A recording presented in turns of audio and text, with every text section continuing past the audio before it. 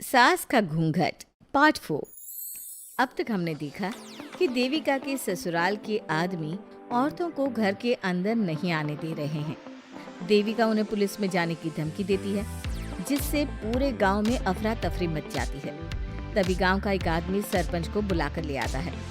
सरपंच उनके घर के बाहर का नजारा देखकर कहते हैं, जोगिंदर जी, ये आपके घर की औरतों ने कैसा हंगामा मचा रखा है। आपका घर तो संस्कारों की मिसाल था, लेकिन ये मैं क्या देख रहा हूँ, आपके घर की किसी औरत ने घूंघट नहीं कर रखा। अब सरपंच जी, हमारे घर की औरतों को इस देविका ने बहकाया है। हमने पहले ही इन सबको चेतावनी दी थी कि अगर ये घर से बाहर गई तो हम इन्हें घर में नहीं आने देंगे। अब ये देविका हमें धमकी दे रही है कि पुलिस को बुलाएगी। क्या पुलिस? इस गांव का बरसों पुराना इतिहास रहा है। इस गांव में कभी पुलिस नहीं आई। गांव के सभी फैसले हमने मिलजुल कर किए हैं। जोगिंदर, तुम्हारे घर का फैसला पंचायत करेगी। सरपंच जी, आपने ठीक कहा। पंचायत दोनों तरफ की बातें सुने और जो भी फैसला पंचायत करेगी वो हमें मंजूर होगा। तो ठीक है, आज दोपहर को सभी गांव की चौपाल पर इकट्ठा होंगे और वहीं तुम्हारे घर का फैसला होगा। सरपंच वहां से चला जाता है। घर के आदमी घर के अंदर जाकर दरवाजा बंद कर लेते हैं और घर की औरतें वहीं घर के बाहर पेड़ के नीचे बैठ जाती हैं। तभी विमला कहती है, देविका बहू, तुम्हें भूख लगी होगी ना? नहीं माँ जी, मुझे भूख नहीं लगी, मैं ठीक हूँ। बहू, तेरा बच्चा छोटा है अभी, तुझे भूखा नहीं रहना चाहिए। वेदा, सुजाता, जाओ पास में जो पंडित जी का बाग है ना, वहाँ से कुछ फल तोड़ लाओ।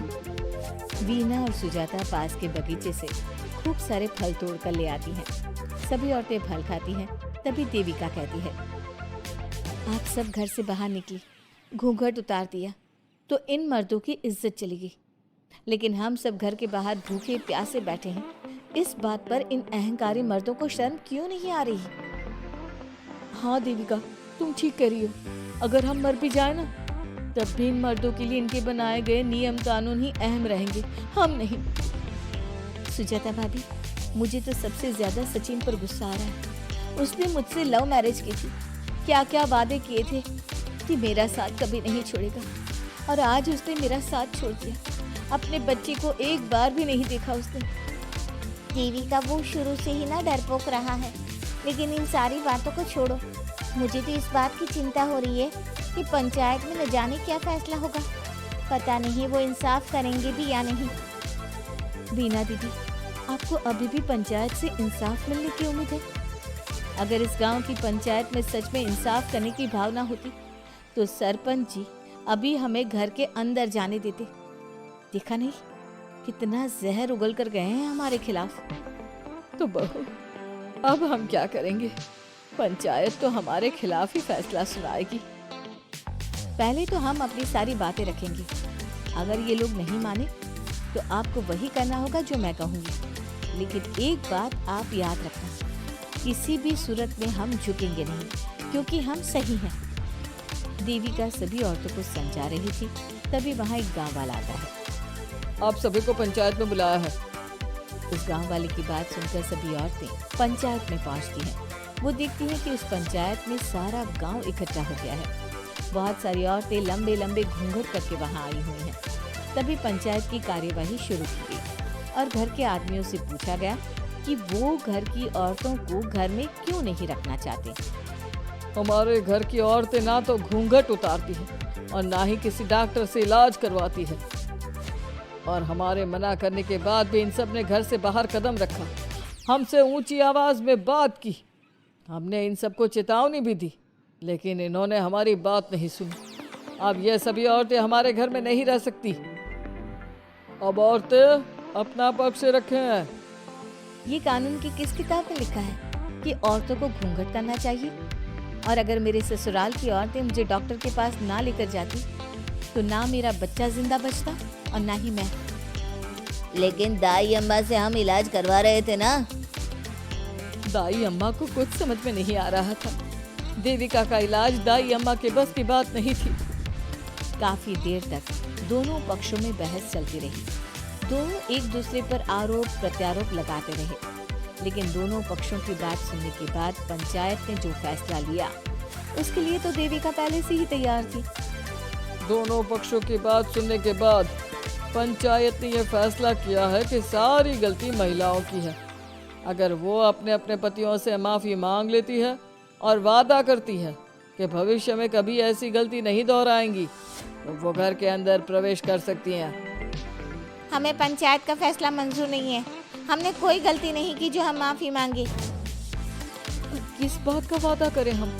हमने देविका की जान बचाई है, तो आप हमसे भविष्य में किसी की जान न बचाने का वादा ले रहे हैं क्या? अगर तुम्हें पंचायत का फैसला मंजूर नहीं है तो तुम सबको घर में नहीं पुरानी हवेली में रहना होगा, जो अब खंडहर बन चुकी है। ये खंडहर तुम्हारे घर के सामने ही है। सरपंच जी, आपका फैसला सही नहीं है। एक बार और सोच लीजिए इस फैसले के बारे में। ओ शहर की छोरी, 4 किताबें क्या पढ़ ली, हमें सही गलत का पाठ पढ़ाएगी? तुझे पता नहीं कि पंचायत का फैसला यहाँ सदियों से चलता आया है और लोग उसी को मानते आए हैं। अच्छी तरह जानती हूँ सरपंच जी, अगर मैं चाहूँ तो आपके इस फैसले को कोर्ट की चौखट तक ले जा सकती हूँ। पुलिस को बुलाकर अभी घर के अंदर जा सकती हूँ। पंचायत और घर के आदमियों की शिकायत पुलिस में कर सकती हूँ और अपने बच्चे को उसका हक दिलवा सकती हूँ।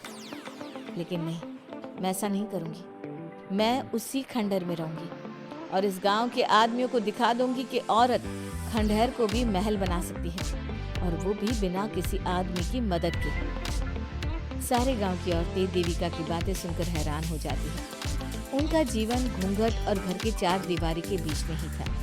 कोई औरत अपने हक के लिए पंचायत से भी टकरा सकती है, ये बात उन्होंने पहली बार सुनी थी। अब देविका घर की औरतों के साथ खंडहर में चली जाती है।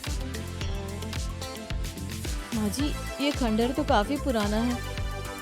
भाभी, खंडहर पुराने ही होते हैं। मुझे तो डरावना भी लग रहा है। मैं डर की वजह से कभी इस खंडहर के आसपास भी नहीं आई, लेकिन मुझे क्या पता था कि एक दिन इसी में रहना पड़ेगा।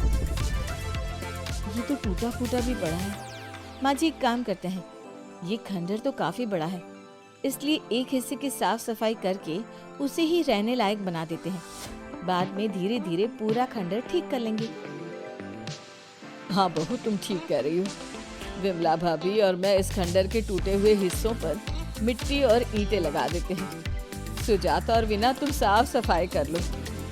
सभी औरतें मिलकर खंडहर के एक हिस्से को सुधारना शुरू कर देती है और काफी देर तक मेहनत करने के बाद वो उस हिस्से को काफी हद तक अच्छा कर लेती है।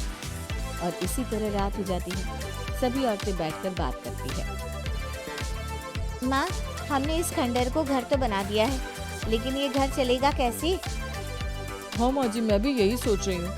और हम सब तो बड़े हैं, गर्मी सर्दी भूख कुछ भी आसानी से बर्दाश्त कर सकते हैं, लेकिन देविका का बेटा बहुत छोटा है, उसे तो हमें अच्छी तरह से पालना होगा ना। मैं भी यही सोच रही हूँ कि आगे हमें क्या करना चाहिए। कम्मो और मैं मिलकर मिट्टी का चूल्हा और मिट्टी के बर्तन बना देते हैं।